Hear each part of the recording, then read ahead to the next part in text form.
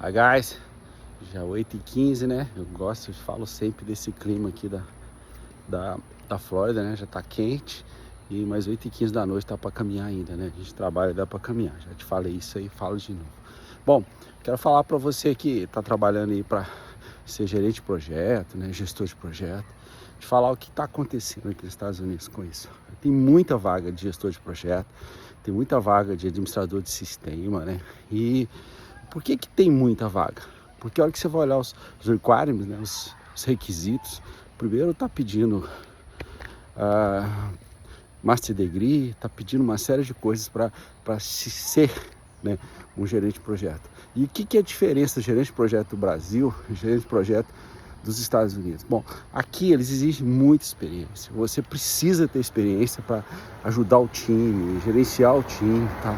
Não é só anotar e ficar aí controlando o time. Você precisa saber. Hi guys, hoje de novo. Hoje a gente vai falar de um negócio chato de programação, né? Que é promise, await, aquela coiseira toda, né? E a dica, por pior que seja da gente programar, né? Preciso usar sempre, né? Usa sempre promise, usa sempre await, porque se você está usando um recurso externo, né? Tá mandando SMS, mandando e-mail lá, e no caso de e-mail é melhor você usar um Kafka ou usar um RabbitMQ para passar o controle para ele. Mas qualquer serviço externo que você faz fora da sua aplicação, você não sabe o que vai acontecer, nem que tempo vai gastar para fazer, né? E aí você precisa usar um await aí, você precisa usar, no caso do C Sharp, por exemplo, tem que botar uma task lá e botar o await, aquele negócio todo. É chato, né? Mas você precisa usar, porque você não sabe o que vai acontecer. E aí você tem que esperar o resultado para depois continuar. Então use bastante os recursos de promise, tá? De await, de task, porque faz diferença na sua aplicação e evita crashar, evita problema, tá bom? Um grande abraço para você. Hi guys! De novo, né? A gente fala de tecnologia, mas eu não posso deixar de incentivar você a fazer exercício, né? Sair da cadeira, né? Eu sei que você tem bastante coisa aí no seu kit de trabalho aí, você tem uma cadeira bacana, você tem uns vídeos monitor grandão, né? Você fez um investimento tão grande na sua carreira, né? Faz na sua saúde. Não deixa também não. Tô aqui, tô suado, andei um pouquinho, não sou exemplo não, mas tô tentando. Então assim, tenta também, não deixa sua vida passar, não deixa depois você ficar com problema de coluna, problema de olhos aí, problema de fraqueza, porque você só está preocupado em estudar e trabalhar, é muito importante. Mas se preocupe em cuidar da sua saúde, tá? Vai fazer um exercício, vai falar com as pessoas, vai dar uma volta, vai passear aí, dar uma caminhada, né? Dá um tempo. Separa tempo para tudo, tempo para trabalhar, tempo para estudar, tempo para fazer exercício, tempo para almoçar, jantar e tempo para dormir, tá? Você vai ver, isso é o maior investimento que você pode fazer na sua carreira e na sua vida, tá? Um grande abraço para você. Hi guys, tá quente aqui hoje, a Flórida tá com 100 Fahrenheit aí, tá batendo aí, tá pra cima aí. Bom, hoje eu quero falar com você sobre Swagger, né? Que é uma plataforma que a gente usa, um recurso interessante para a gente usar para documentar as APIs da gente, né?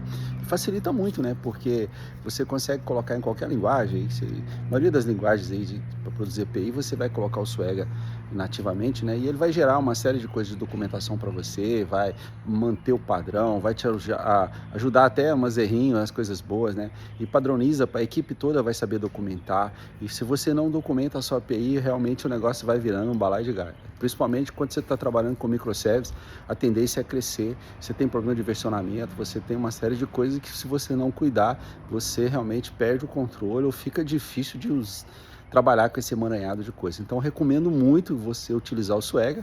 A maioria das pessoas conhece. Se você não conhece, sugiro que você entre lá no Swagger. É de graça, né? E gera um recurso muito bom aí, tá? Um abração. Hi guys, Roger de novo. Pessoal, uma coisa que você tem que ficar de olho no desenvolvimento de sistema é índice no banco de dados. Você tem que ter muito cuidado com isso, sabe? Onde a gente pega mais gargalos de API ruim, resposta ruim, geralmente é índice. Geralmente, a maioria, 90% é problema de índice. Você chega, faz um plano, faz uma análise de índice, coloca 3, 4, 5 índices lá, roda a API, começa a responder assim 20, 30, 40 vezes mais rápido, sem exagero. Ou até mais, tá? Tivemos casos de muito mais do que isso, dependendo do volume do banco de dados. Então você tem que ter cuidado, né? Então se você usa, por exemplo, Postgres, um negócio que todo mundo gosta de usar muito, é um banco de dados muito bom, gratuito, né? Você tem o PGA de mim, por exemplo, você pode fazer uma análise lá da sua query, te responde, você pode forçar um plan, né? E é a mesma coisa SQL Server, Oracle, outros bancos também tem isso aí. Então fica de olho em índice de banco de dados, porque mata conexão mesmo, essas coisas todas, e fica muito lento sua API se você não cuidar disso, tá bom? Um grande abraço. Hi guys, falar de simplicidade, né? No último vídeo eu falei com você sobre como que a simplicidade tem ido embora, né? Eu falei sobre usar um token part. As pessoas não entenderam, né? Ficou meio no ar. Mas é o seguinte, né? Cria um campo aí de 50, 60 bytes aí de caracteres aí, X, alguma coisa complicada aí. Dá para ele esse código, uma key, né? E toda hora que ele requisitar, fizer uma requisição na sua API, ele passa essa key, você tem um catálogo dessa key e vê se ele está autorizado ou não, né? Isso é seguro? Não, não é. Mas assim, às vezes o cara está fazendo uma requisição simples, pegando dados que não são lá sigilosos, né? E fica semanas e semanas implementando o sistema de segurança, botando API pesada, usando recurso pesado para fazer isso, né? Então, assim, a simplicidade ainda tem lugar, gente. Eu costumo dizer, sabe? Complicou, tá errado, tá? Não estou dizendo que você não tem que usar segurança, mas complicou, tá errado. Fica de olho nisso, tá? E faça as coisas simples que funcionam bem, tá bom? Hi, guys! Sexta-feira, né? Último dia da semana. Tá aquela caminhada, já é mais de 8 horas da noite, mas a gente vai dar uma caminhada. A gente tem esse privilégio aqui na Flórida, né? Hoje eu quero falar com vocês sobre um assunto do C#, por exemplo. Você mexe com .NET, ou outras linguagens também, né? Há um problema a hora que você vai gerar microservices, porque os microservices precisam ser pequeno, né? Então fica pesado de rodar. Então, geralmente todo microservice vai consumir uma porta, né, do seu servidor. Então você vai usar uma porta lá 7001, 7002, aquela série lá que pode liberar, né? E aí você fica muito preocupado, você fala, nossa, meu servidor, vou comer as portas tudo do servidor, isso não vai funcionar e tal. Foi um problema que eu também pensei quando eu comecei a mexer com C#. Mas só que é o seguinte, você pode usar o Nginx, por exemplo, um outro software aí para gerenciar as conexões, né? Fazer o proxy. No caso do Nginx é melhor, né? E ele vai fazer isso. Então, você vai pegar a porta 80, uma outra porta que ele vai fazer listing, e ele vai fazer o endereçamento de todas as outras. Então, isso não é problema. É uma porta para cada microserviço mesmo. Aí, people, roda de novo, né? Dando uma caminhada aqui. Mas vamos falar sobre performance de novo, de API, é um assunto importantíssimo aí, né? Vamos falar de primeira forma, segunda forma normal. A gente sabe como engenheiro de software, a gente como arquiteto aprendeu a fazer normalização de banco, né? E tem que fazer mesmo, é necessário. E, então, o que é isso que eu estou falando? Quando você tem um cadastro de produto, e esse produto tem referência 1, referência 2, referência 3, né? E aí, em vez de você botar esses campos fixos, você acaba criando uma outra tabela filha, chamada produto referência, porque pode ser que tem várias referências e não só 3, né? E só que isso é legal, bonito, tem que fazer mesmo, está normalizado. Só que na hora de acessar, você tem que ler o produto e mais um monte de registro. Então, se você tem certeza que é 2, 3 referências só, nesse caso é melhor você botar referência 1, referência 2, referência 3 mesmo. Mas estuda, vê se realmente isso se aplica, se não tem mais do que isso. Porque na hora que você vai requisitar isso, que você vai ler, você está tudo junto, tá? Bom, parece frescura, parece errado, mas não. A prática nos ensinou. Hi guys, hoje de novo. Hoje eu quero falar com vocês sobre a dificuldade de trocar de linguagem, né? A gente, quando trabalha muito tempo, né, alguns anos, muitos anos com uma linguagem, prefere aquela linguagem por algum motivo, né, e até por conhecer mais, né. Mudar uma linguagem é muito difícil, né, você passar para outra linguagem não é nada fácil. Eu lembro bem que eu gostava muito de PHP, né, PHP estava na moda, nos 2000 e pouco. Eu aprendi muito PHP, desenvolvi muito em PHP, e depois eu precisava desenvolver umas coisas em microservices e o PHP me frustrou e eu acabei indo para o C#. E para aprender o C# de novo, né? E não só aprender, porque eu já sabia algumas coisas dele, mas tornar tão produtivo igual eu era em PHP demorou bastante, né? Por quê? Porque você tem que construir as bibliotecas, construir framework, aprender a utilizar tudo que você já tinha um domínio grande na outra linguagem, né? Mas eu queria dizer para você que vale a pena, sabe? Tem hora que você precisa realmente começar algo novo, começar uma linguagem nova. Eu não me arrependo de ter ido para o C#, não. Eu gostei muito e prefiro ele ao PHP, apesar do PHP ser... Hi guys, Roger de novo. Pessoal, uma coisa que você tem que ficar de olho no desenvolvimento de sistema é índice no banco de dados. Você tem que ter muito cuidado com isso, sabe? Onde a gente pega mais gargalos de API ruim, resposta ruim, geralmente é índice. Geralmente, a maioria, 90% é problema de índice. Você chega, faz um plano, faz uma análise de índice, coloca 3, 4, 5 índices lá, roda a API, começa a responder assim 20, 30, 40 vezes mais rápido, sem exagero. ou até mais, tá? Tivemos casos de muito mais do que isso, dependendo do volume do banco de dados. Então você tem que ter cuidado, né? Então se você usa, por exemplo, Postgres, um negócio que todo mundo gosta de usar muito, é um banco de dados muito bom, gratuito, né? Você tem o PGA de mim, por exemplo, você pode fazer uma análise lá da sua query, te responde, você pode forçar um plan, né? E é a mesma coisa SQL Server, Oracle, outros bancos também tem isso aí. Então fica de olho em índice de banco de dados, porque mata conexão mesmo, essas coisas todas, e fica muito lento sua API se você não cuidar disso, tá bom? Um grande abraço. Hi guys, tá quente aqui hoje, Flórida tá com 100 Fahrenheit aí, tá batendo aí, tá pra cima aí. Bom, hoje eu quero falar com vocês sobre Swagger, né? Que é uma plataforma que a gente usa, um recurso interessante para a gente usar para documentar as APIs da gente, né? E facilita muito, né? Porque você consegue colocar em qualquer linguagem, a maioria das linguagens aí para produzir API, você vai colocar o Swagger nativamente, né? E ele vai gerar uma série de coisas de documentação para você, vai manter o padrão, vai te ajudar até umas errinhos, as coisas boas, né? E padroniza, para a equipe toda vai saber documentar. E se você não documenta a sua API, realmente o negócio vai virando um balaio de gás. Principalmente quando você está trabalhando com microservices, a tendência é crescer, você tem problema de versionamento, você tem uma série de coisas que se você não cuidar, você realmente perde o controle ou fica difícil de trabalhar com esse emaranhado de coisas. Então recomendo muito você utilizar o Swagger. A maioria das pessoas conhece, se você não conhece, sugiro que você entre lá no Swagger, é de graça, né? E gera um recurso muito bom aí, tá? Um abração. Hi guys, Rod de novo. Hoje a dica que eu tenho para você é sobre equipe, sabe? E é uma das melhores coisas que você tem que fazer é construir equipe. E quando a gente gasta tempo ensinando as coisas que a gente já aprendeu para outras pessoas, né? Aí a gente vai formando uma equipe e aí as pessoas fazem do jeito que a gente faz, né? E aí fica fácil. Com o tempo, você começa a comunicar assim, com poucas palavras, com poucas coisas, a pessoa te entende, né? E a pessoa também começa a compartilhar com você. E aí não existe uma relação de chefe funcionário, existe uma relação de colegas trocando as coisas, né? Então assim, gaste tempo treinando a equipe, gaste tempo compartilhando o que você sabe, não tenha medo, tá? Tem espaço demais para todo mundo, espaço para fazer as coisas. E existe aquele ditado antigo que você conhece, né? Se você quiser ir rápido, você vai sozinho, mas se você quiser ir longe, você vai acompanhado. E nada melhor do que equipe, né? Principalmente gente que você treina e que dá valor. Agora, para as pessoas ficarem com você, junto de você, você tem que comprar os sonhos delas, senão elas não vão comprar os seus, tá bom? Um grande abraço.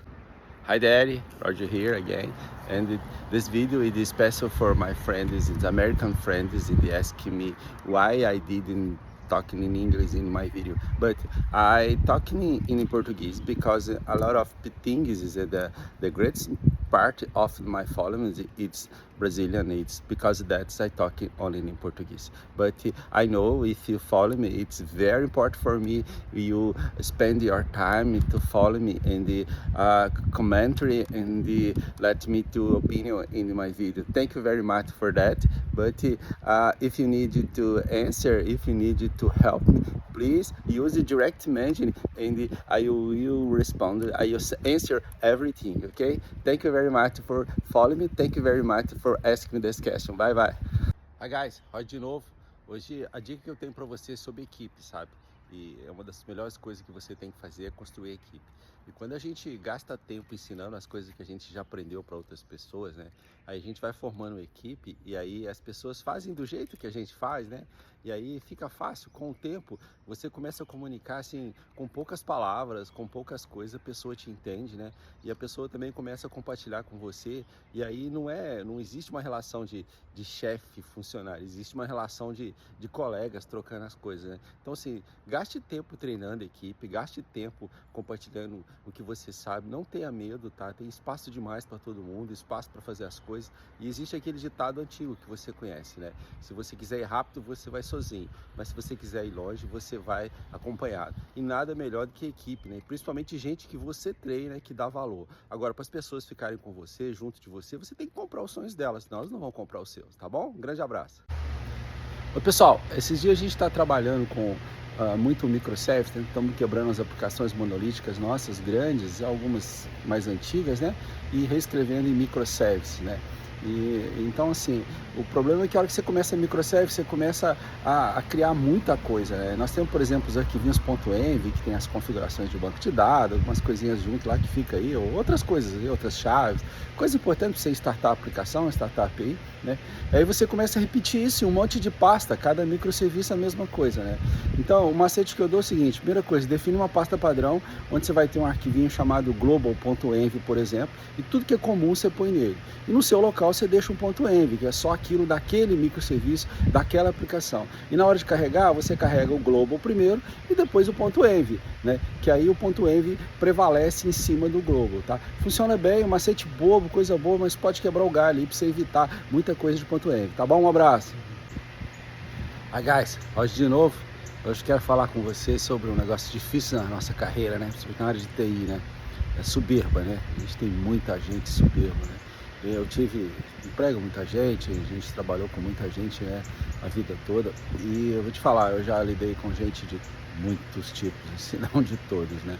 E tem umas pessoas difíceis, né, para você lidar. E tem aquelas maravilhosas que você encontra e faz parte da sua vida, né? São pessoas que dão match com você, né?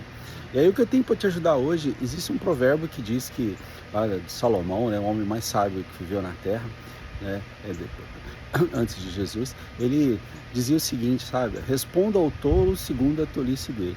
Então, o que eu quero te dizer é o seguinte: tem colega de trabalho, tem companheiros aí que tem hora que você fala as coisas, você começa a falar, ele já atravessa, já sabe mais que você, já é melhor do que você, sabe? Então, assim, esse tipo de gente não tem jeito, você tem que responder segundo a tolice dele ou ficar calado. Aí, guys, hoje de novo, hoje quero falar sobre relacionamento, né? Eu não entendo muito disso não, mas já tenho alguma experiência já como empregador, como lidar com as pessoas, professor, e a gente lida muito com as pessoas e eu gosto muito de lidar com as pessoas. Eu acho que uma das melhores coisas que tem na vida, né, são as pessoas, né? Mas às vezes não é fácil lidar, às vezes você pede alguém mal-humorado, alguém que está com problema, alguém que tem um gênio difícil, então, ou seja, para esse tipo de pessoa é que a gente precisa ter uma carga maior de paciência, né? E aí não é virar as costas, não é tratar mal, não é tratar do mesmo jeito, pelo contrário, né? Você trata bem, você mostra diferencial e tente não deixar com que o mau humor, a influência dele venha sobre você, tá? Tente fazer isso ao máximo e tente responder ao contrário dele, né? Aquela história, pague o bem com o mal com o bem, né? Paga o mal com o bem, porque você vai ver, é uma chance da pessoa melhorar e às vezes você pode contribuir para que essa pessoa se transforma, tá? Um abração para você. Oi, pessoal, esses dias a gente está trabalhando com muito microservice, né? Estamos quebrando as aplicações monolíticas nossas, grandes, algumas mais antigas, né? E reescrevendo em microservice, né? Então, assim, o problema é que a hora que você começa a microservice, você começa a criar muita coisa, né? Nós temos, por exemplo, os arquivinhos .env, que tem as configurações de banco de dados, algumas coisinhas junto lá que fica aí, ou outras coisas, outras chaves, coisa importante para você startar a aplicação, startar a API, né? Aí você começa a repetir isso em um monte de pasta, cada microserviço é a mesma coisa, né? Então, o macete que eu dou é o seguinte: primeira coisa, define uma pasta padrão, onde você vai ter um arquivinho chamado global.env, por exemplo, e tudo que é comum você põe nele. E no seu local você deixa um .env, que é só aquilo daquele microserviço, daquela aplicação. E na hora de carregar, você carrega o global primeiro e depois o .env, né? Que aí o .env prevalece em cima do global, tá? Funciona bem, um macete bobo, coisa boa, mas pode quebrar o galho aí para você evitar muita coisa de .env, tá bom? Um abraço. Oi, pessoal, esses dias a gente está trabalhando com muito microservice, né? Estamos quebrando as aplicações monolíticas nossas, grandes, algumas mais antigas, né? E reescrevendo em microservice, né? Então, assim, o problema é que a hora que você começa a microservice, você começa a criar muita coisa, né? Nós temos, por exemplo, os arquivinhos .env, que tem as configurações de banco de dados, algumas coisinhas junto lá que fica aí, ou outras coisas, outras chaves, coisa importante para você startar a aplicação, startar a API, né? Aí você começa a repetir isso em um monte de pasta, cada microserviço é a mesma coisa, né? Então, o macete que eu dou é o seguinte: primeira coisa, define uma pasta padrão, onde você vai ter um arquivinho chamado global.env, por exemplo, e tudo que é comum você põe nele. E no seu local você deixa um .env, que é só aquilo daquele microserviço, daquela aplicação. E na hora de carregar, você carrega o global primeiro e depois o .env, né? Que aí o .env prevalece em cima do global, tá? Funciona bem, um macete bobo, coisa boa, mas pode quebrar o galho aí para você evitar muita coisa de .env, tá bom? Um abraço. Hi guys, o sol tá quente, tá pegando na Flórida. Hoje é 4 de julho, Independência Day aqui, né? E Eu trabalhei até 5 da manhã, viu, gente? Por isso que eu tô folgando hoje. Trabalhei mesmo, pesado, ajustando as API, fazendo uma parte de arquitetura pesada lá. E a semana tem trabalhado muito no API. E por isso que eu tirei a tarde agora, almoçar com os vizinhos americanos aqui, né? Para comemorar o July 4. Isso é bacana, né? E é tudo muito bonito aqui, né? Sempre gosto de mostrar aqui. Toda essa parte aqui ainda me encanta, mesmo depois de 4 anos. Eu fico encantado, tá? E é diferente, né? Os americanos agem diferente, são diferentes, mas são muito receptivos, principalmente aqui em Tallahassee, né? Eu gosto muito de estar com eles aqui, de conversar e tal, né? E sempre ajuda. A gente vai mergulhando na cultura, na comida, nas coisas, né? Então eu vou ali para almoçar com o pessoal, né? Que aqui eles não almoçam, né? Mas é churrasco lá, o barbecue deles, as coisas lá. Mas é muito bom e é uma oportunidade muito boa. Eu louvo a Deus por essa oportunidade. Deus te abençoe. Outra dica que eu tenho para você é o uso do Kubernetes, né? Ou Swarm. Swarm é um concorrente, é uma ferramenta parecida com o Kubernetes, mas ela é mais simples de usar, mais fácil, consome até menos recursos, né? Então, assim, não é melhor e nem pior. Se você precisa de projetos grandões, usa aí o Kubernetes. Se você precisa de um projeto mais simples, ou seja, simples assim, até parrudo mesmo, dá para usar o Swarm, que roda muito bem, tá? O que esses caras fazem? Esses caras, eu vou falar assim, bem feijão com arroz mesmo, tá? O pessoal técnico vai rir de mim, mas eu vou falar para as pessoas entenderem, tá? O que é? São máquinas virtuais. Então, você pega o seu ambiente de onde você desenvolveu, onde você testou, com todo o pacotão, você empacota esse negócio todo e gera para a produção um pacote desse. Então, se cair, você manda outro. Aí você usa o Docker, a gente já falou sobre isso, para construir esses pacotes, essas imagens, né? E usa o Swarm ou o Kubernetes para jogar isso para o servidor. Bom, eu falei muito grosseiramente, é claro que tecnicamente a explicação não é essa, mas para você entender, tá? Que você isola os ambientes e facilita muito, evita erro de debug.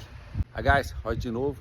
Hoje eu quero falar com vocês sobre o Redis, né? O Redis aí, que é um banco de dados cache, né? Pode chamar de um banco de dados, mas é uma ferramenta muito boa, free, muito fácil de usar, né? Então sugiro que nos seus projetos de API, seus projetos que você precisa ter velocidade, você usa o Redis, tá? Fácil, só baixar lá no Redis lá que você vai ler, muito facinho de usar, sabe? Você pode entender ele como se fosse um banco de dados que fica na memória. E assim, é muito fácil, que é chave-valor, chave-valor. É muito mais sofisticado que isso, você pode criar estruturas complexas, tabelas e tal, né?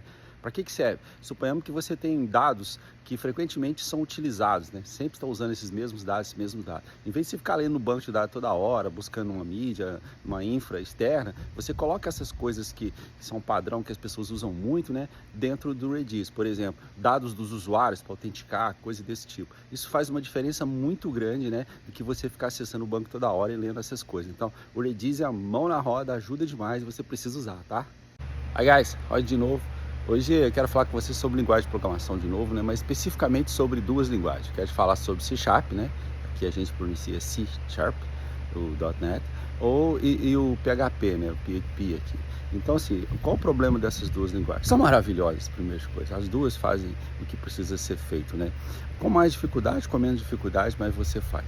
Eu falo muito do C Sharp porque o C Sharp ele é bem completo, né? Você consegue gerar um monte de coisa com facilidade. Você gera uma aplicação console, você gera fazer um seed, é tudo muito rápido. Você faz API, você faz até mobile se você quiser, você com o Xamarin, você faz, ou seja, tem de tudo, né? Pode fazer um modelo MVC, pode fazer o que você quiser nele. Então, assim, ele é bem completo. Então, por causa disso, eu falo muito de C Sharp, né? Agora, é melhor que PHP? Pô, eu acho melhor. Eu acho para fazer aplicação profissional, escala, eu acho que você usa C Sharp. O PHP também faz, né? Mas o importante é o seguinte, qualquer linguagem vai fazer aquilo que você precisa conhecer. Aí, guys, roda de novo. Hoje eu vou falar de um assunto batido, né? Mas que continua novo e que muita gente tem dúvida, né? Aquela pergunta do ChatGPT, das inteligência artificial. A pergunta mais sábia que você tem que fazer é como que isso pode te ajudar, né? Como que isso pode ajudar a sua vida. E uma das coisas bacanas que nós somos desenvolvedores é poder utilizar o conhecimento do mundo inteiro, né? Que está lá, né? Antes a gente usava Stack Overflow, essa monte de coisa aí. Hi guys, hoje eu quero falar com vocês sobre autenticação de usuário, né? Mas eu não vou falar de segurança não, né? Aí você tem JBoss, tem um monte de recursos para você usar, não vou falar nenhum nome de um não, tá? Mas o importante é você unificar essa autenticação. Aqui na VidaSoft, por exemplo, a empresa nossa já tem mais de 30 anos, então a gente compra startup, abre sistema novo, cria sistemas novos, né? Vai migrando, legado e tal. E aí o que acontece? A gente tem vários cadastros de usuários, né? São usuários para isso, cadastro de usuário do sistema tal, cadastro de usuário do setor de avicultura, cadastro cadastro de usuário do sistema de transporte, cadastro de usuário do sistema. São sistemas separados, porque é empresas que a gente comprou. Para resolver isso, o que a gente fez? A gente criou o VAS, né, que é o Villa Soft Authenticate Server, ou seja, uma plataforma que a gente gastou tempo para desenvolver, onde todos os sistemas autenticam nele. Então, um usuário que a gente tem pode acessar qualquer sistema nosso, qualquer aplicativo com o mesmo login, fazendo aí 2MR, 2FA ou multi-FA, né, que é a autenticação 2 etapas ou mais, né? Isso faz muita diferença. Então pensa nisso para você fazer o sistema desde já com um lugar só central para autenticar, tá? Um abraço. Guys, uma coisa que você precisa preocupar com o sistema, né? Além de toda a segurança que você faz com API e tudo mais, é a autenticação de 2FA ou multi-FA, ou seja, duas fases, né?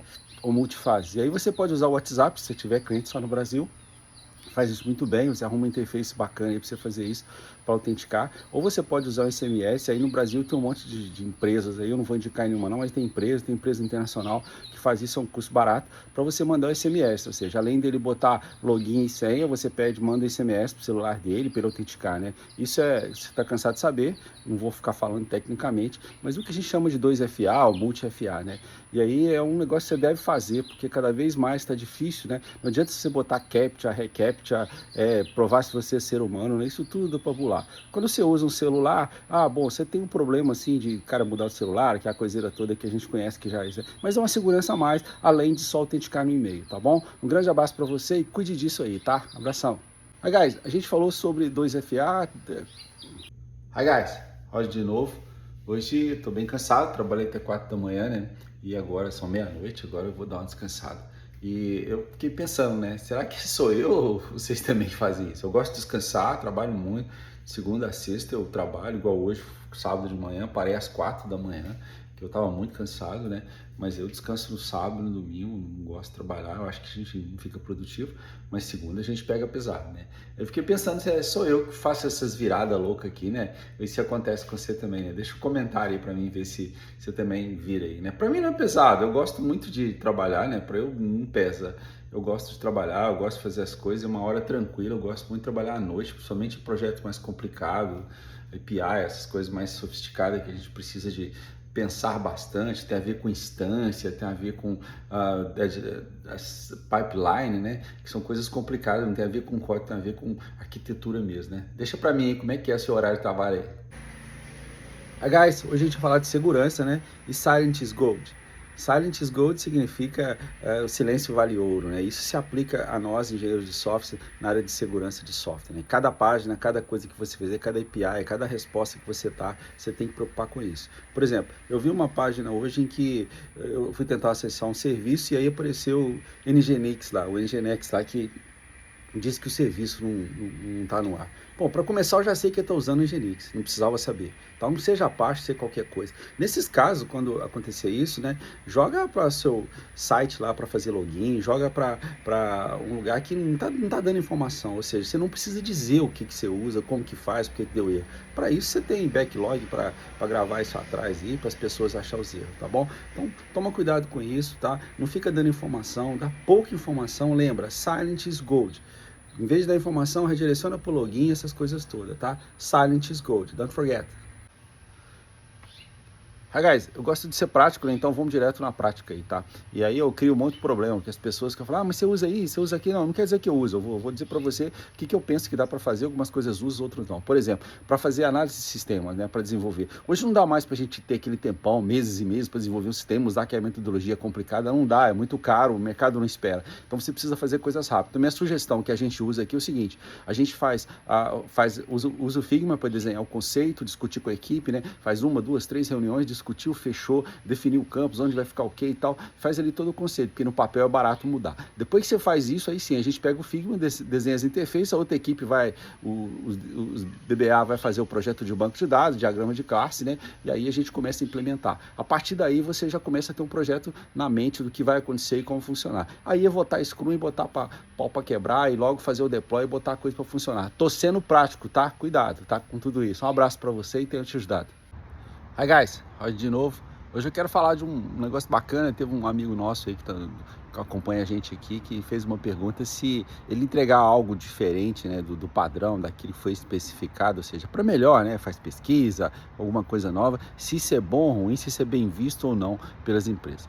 existe duas vertentes, né? O meu conselho que eu dei para ele, eu dou para vocês aqui é o seguinte: faça o que te pediu, faça o que está definido, segue os padrões de onde você está trabalhando, tá? As pessoas precisam disso. Por que você precisa seguir os padrões? Porque há um monte de outras coisas que a empresa não te passou, que o empregador não te passou, que tem a ver com legado, tem a ver com outras integrações, com pipeline, uma série de outras coisas aí. Então é melhor você fazer o padrão, que você garante o básico. Agora, você pode fazer uma versão do padrão e fazer a sua versão separada, depois que você mostrar o que atendeu o padrão, o que a empresa espera, você fala: olha, eu fiz um outro aqui, deixa eu mostrar para vocês o que vocês acham. Mas se não tiver bom, eu jogo fora, tá? Isso ajuda muito, viu?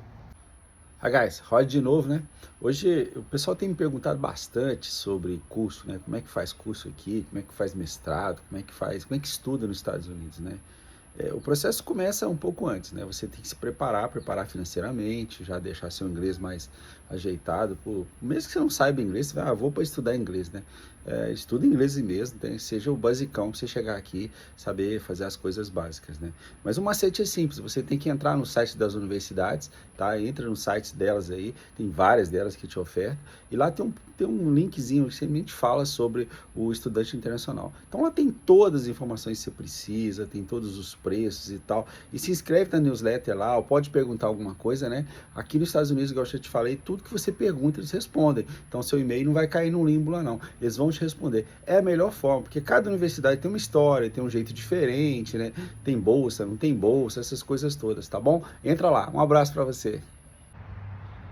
Aí, guys, roda de novo, né? Esse é um grupo fechado aqui, então eu posso falar um pouco diferente do que eu falaria para todo mundo lá no Instagram. Para esse grupo eu falo diferente mesmo, né?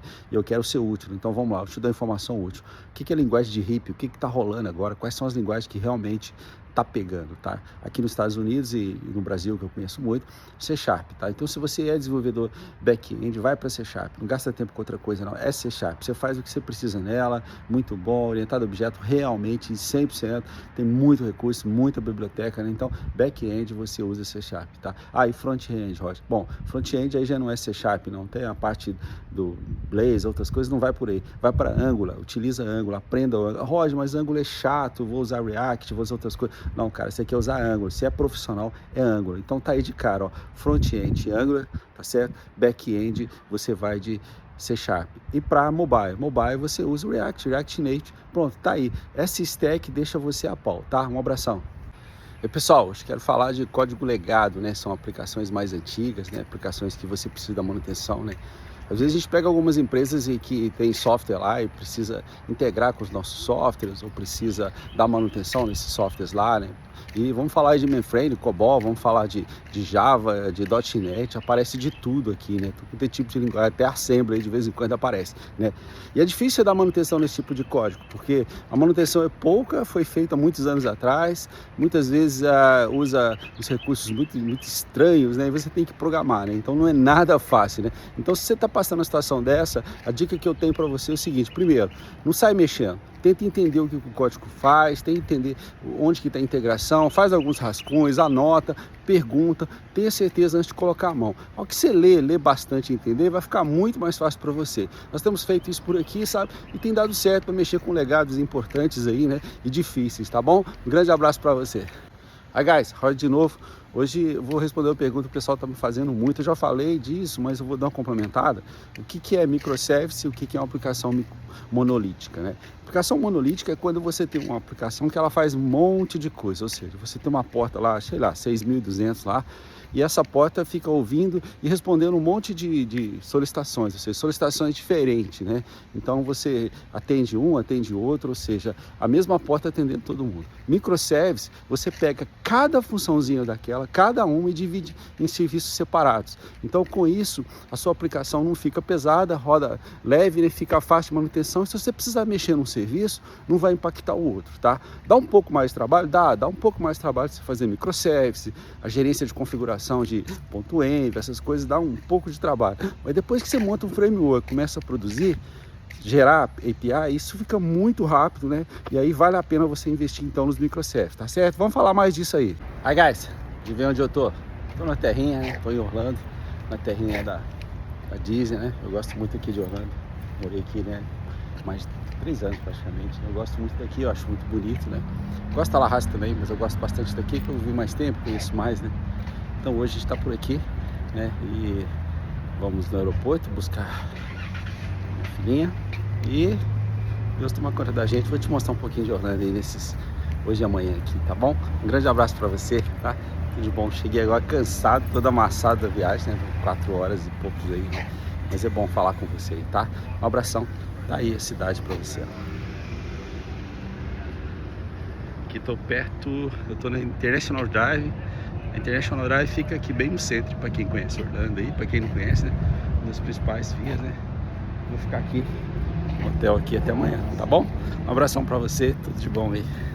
Hi guys, olha de novo, né?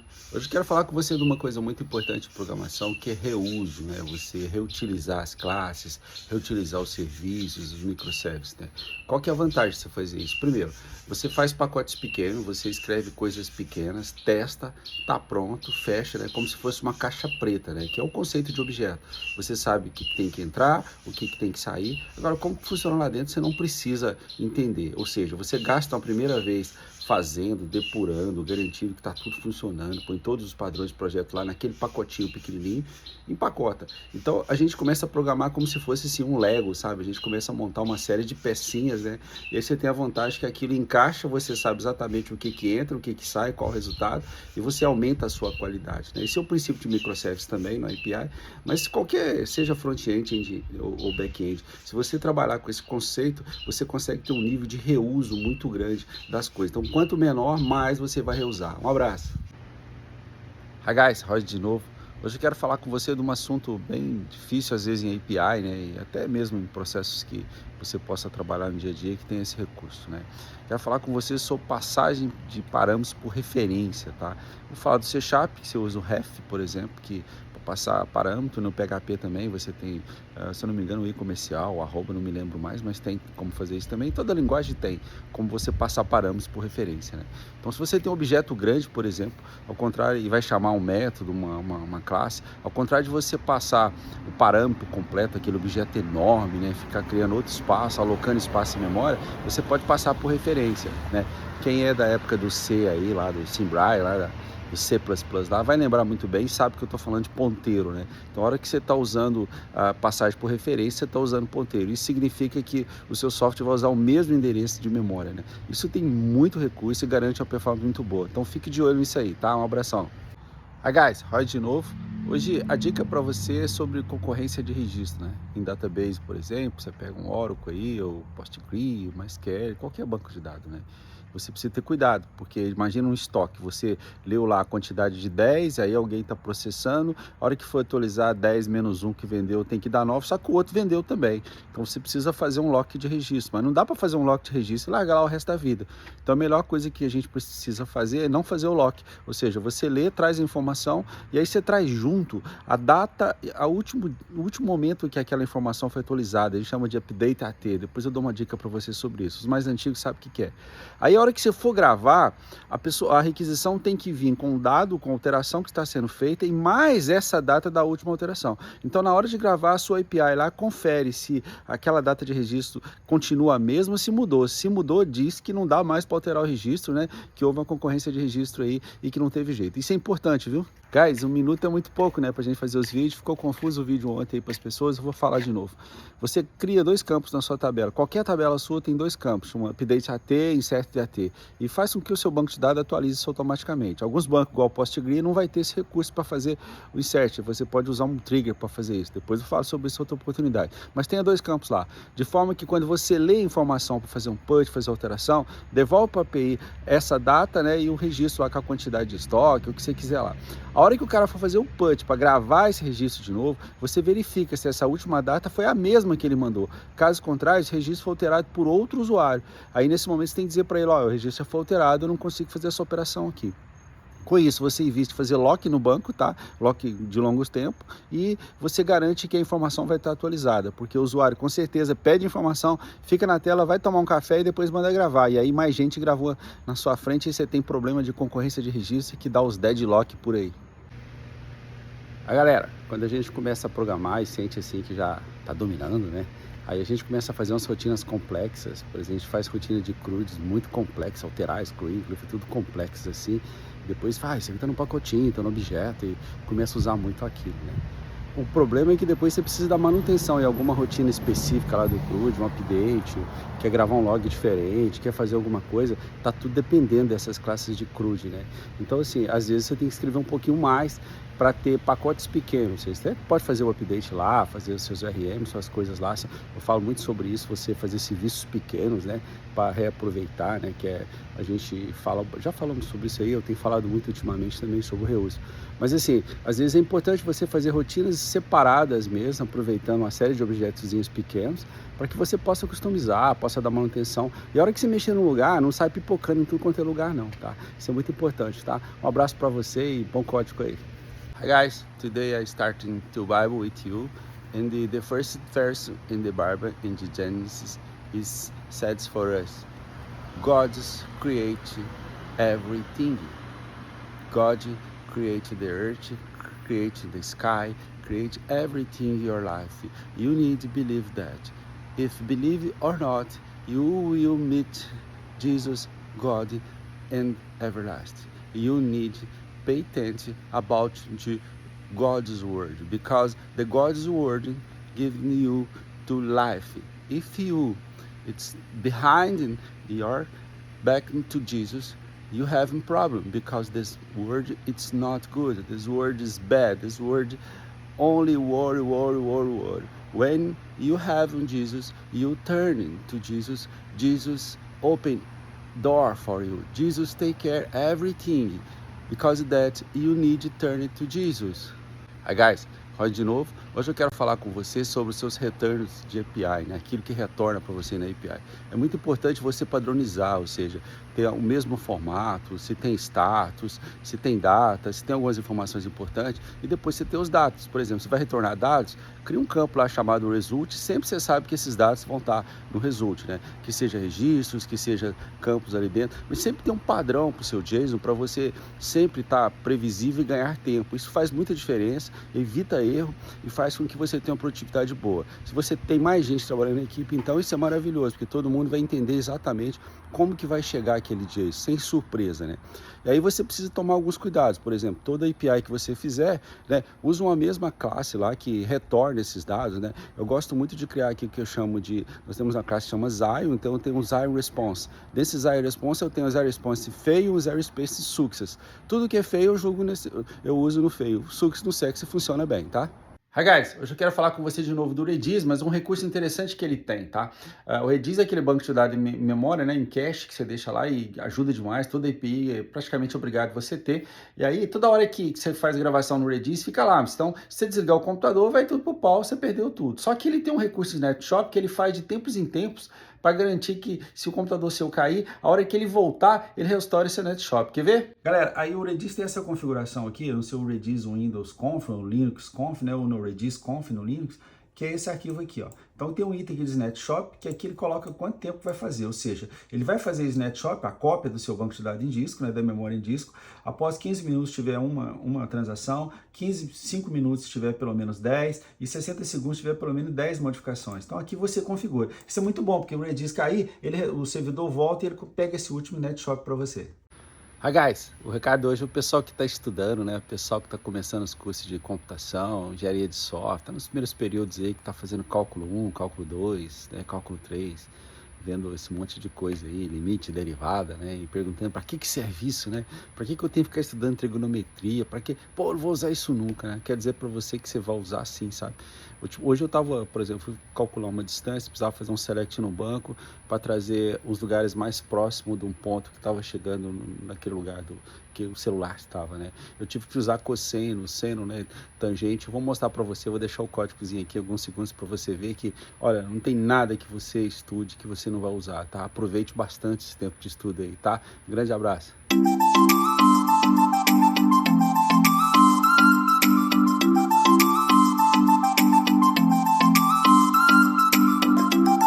Hi guys, meio amassado aí do dia aí, mas vamos lá, né?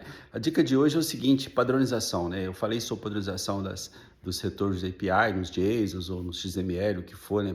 E um colega me chamou bastante atenção. E padronização é tudo, né? Se você padroniza onde estão as coisas, você reduz tempo, você sabe como que as coisas se comportam, né? Então, em tecnologia, para a gente que é desenvolvedor, arquiteto, engenheiro de software, a gente precisa padronizar, né? Padronizar as variáveis, padronizar retorno, padronizar chamadas, métodos, nome, né? Isso economiza muito tempo, né? E gera a sua assinatura, o jeito de fazer, né? E padronização em tudo na vida, né? Por exemplo, aqui em casa a gente gosta muito de deixar a chave aqui, a gente tem 2 carros aqui, você sabe que carro é necessidade, não é luxo, né? Então a gente deixa aqui. Então a chave está sempre aqui. Quando a chave não está aqui, a gente grita, opa, quem pegou a chave não pôs aqui. Porque a gente sabe que pode vir no escuro, a gente sabe onde que está, né? E então padronização em tudo na vida faz diferença. Isso levou à ascensão do Japão, né? Nos Estados Unidos aproveitou muito disso. Então padronize tudo na área de TI. Hi guys, roda de novo, né? Esperando um furacão para amanhã, mas se Deus quiser vai dar tudo certo, vai passar aí, vai direto pro mar. Bom, quero falar com vocês de um furacão que muitas vezes acontece na vida da gente, né? Muita gente a gente sabe que todo mundo tem habilidades diferentes, né? Graças a Deus por isso, habilidades, capacidades muito diferentes uma da outra, né? E tem gente que, eu falo muito para as pessoas que trabalham para os outros, trabalham em grandes empresas, é desenvolvedor nas empresas, né? Mas tem um grupo que me segue que é mais empreendedor, aqueles caras que montam a sua própria soft house, que está correndo atrás do seu próprio negócio, acredita no futuro, né? E corre um pouco mais de risco, né? Então essas pessoas que gostam disso, né? Eu escrevi um livro ano passado, tá? Publiquei no Brasil, que chama Startup, do básico ao avançado, né? Um ecossistema com vida própria. São 70 páginas só, que eu falo sobre a experiência que eu tive comprando, trabalhando com startup, que a gente investe em startup também, né? Como desenvolvedor, né? Então tá aí um livrinho, vou deixar o link para você, é merchandise mesmo, deixar um link para você conferir lá, tá? Um abraço. Hi guys! Hoje eu quero falar para você que tem uma veia de empreendedor, né? Você que quer montar seu próprio negócio, você que já tem uma experiência, ou você mesmo que está com a ideia aí para resolver uma dor, né? Uma dor que você vê que todo mundo tem e que as pessoas pagariam por essa dor, né? Então, para você fazer isso, você precisa levantar capital. Muitas vezes você fazer isso sozinho, esperar o tempo, pode demorar muito e às vezes você não tem nenhum recurso financeiro para isso, mas tem talento, tem uma ideia boa, né? Então, para essas pessoas que têm esse tipo de habilidade, essas skills, eu escrevi esse livro aqui o ano passado, chama Startup, do básico ao avançado, o ecossistema de vida própria, tem 70 páginas, publiquei aí no Brasil, está à venda na Amazon e um monte de livrarias aí que você foi, você vai achar esse livrinho para comprar, é baratinho, tá?